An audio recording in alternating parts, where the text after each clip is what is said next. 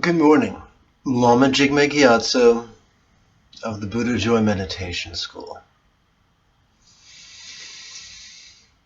There are many types of betrayal.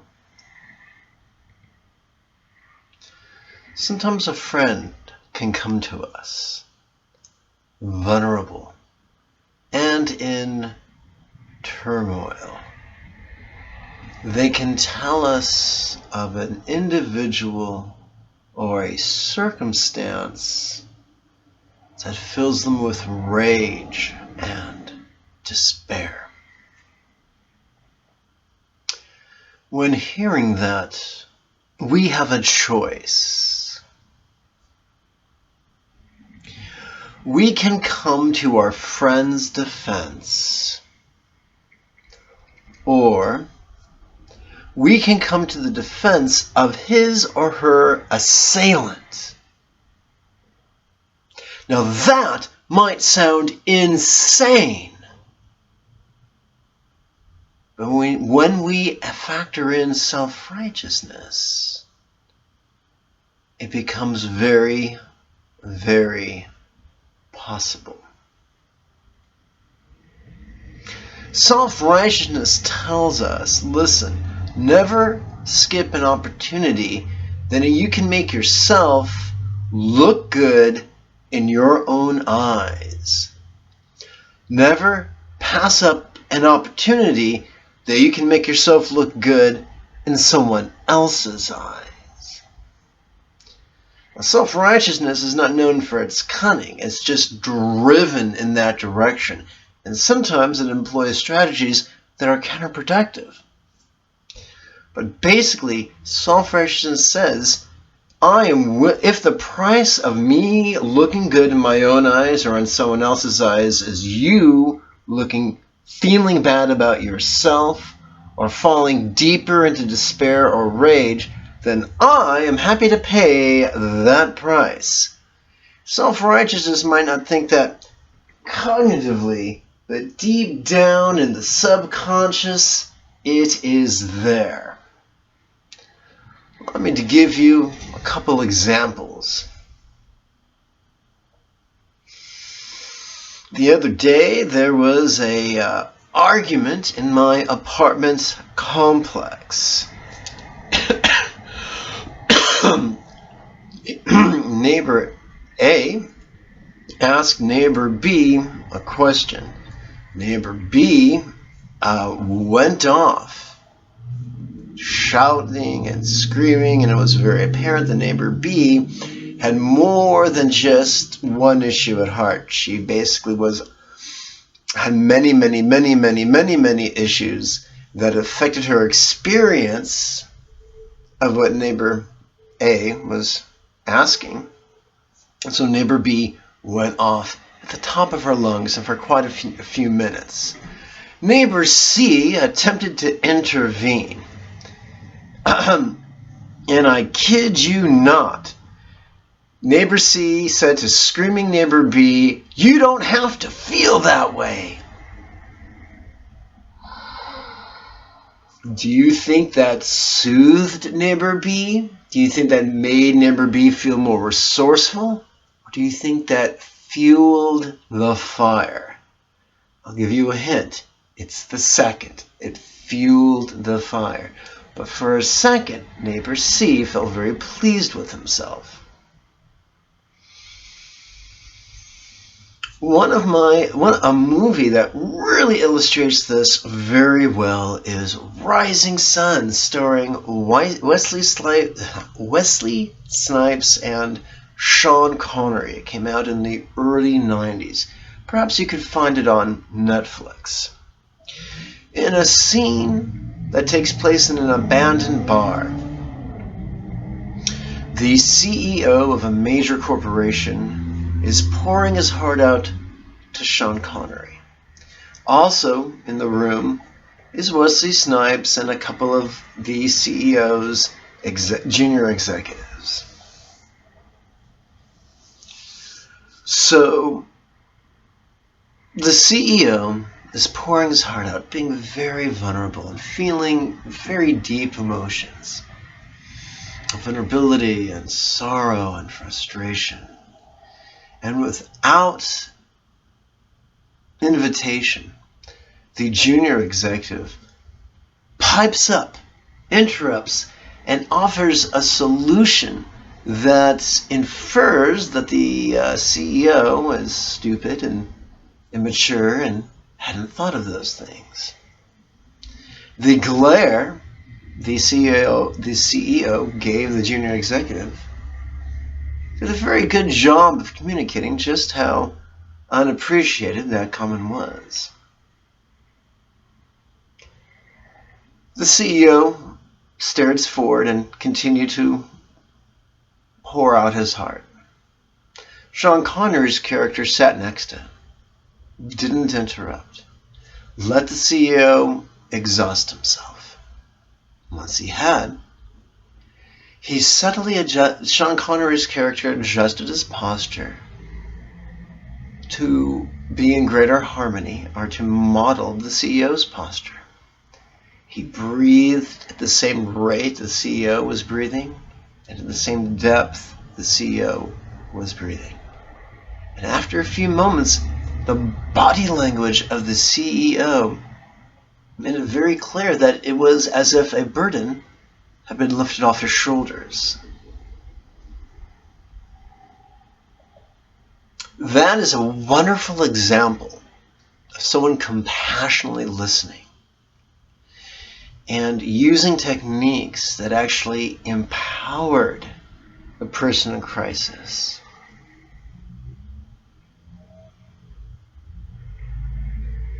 Eddie Murphy, of all people, in one of his either first or second stand-up movie that was popular in the mid to late 80s. Oh, I take it back. It was early to mid 80s. Talked about an intelligent car that could say that when the owner of the car, stick the key in the ignition and twisted it, the car would say, "Hey man, someone stole your battery. Don't worry, we'll kick his ass." Now, if that was the case, clearly the car couldn't help you kick anybody's ass. But the idea is that the car was identifying a problem, putting the burden of the problem on an enemy, and expressing the sentiment that that enemy needed to be punished.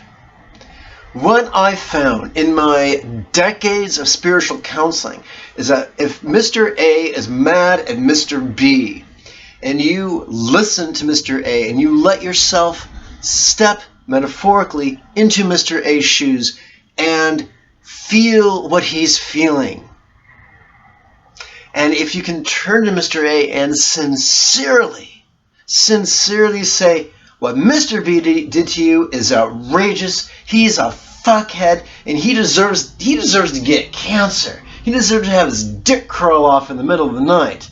He deserves to have his woman hate him and develop an allergy to him. He deserves to have his kids detest him. And what will happen is, if you do it sincerely and perhaps playfully, not mockingly, but sincerely, allow yourself to really emote these things, Mr. A's body language will shift. He'll feel better. He'll feel more resourceful, and he'll start making excuses for Mr. B's behavior. However, if I start making excuses for Mr. B's behavior, Mr. A is going to feel more angry and more betrayed and less resourceful. So if I let myself look like a fool and look like the villain, the energy will shift, and it'll be easier for A to see the higher road. But if I try to be, Sammy spiritual and say, "Hey, foolish man, you just need to forgive," that's just gonna multiply his rage and his fear and his sense of betrayal and his lack of empowerment and resourcefulness. You might not have known that in the past, but now you've heard it today. Every time you're in a situation or someone is offloading their heart to you, you can either empower them or disempower them, while inversely making yourself look good and making yourself seem like an earthy little fool. Choose the second. Empower the person who's trusting you to help them through this.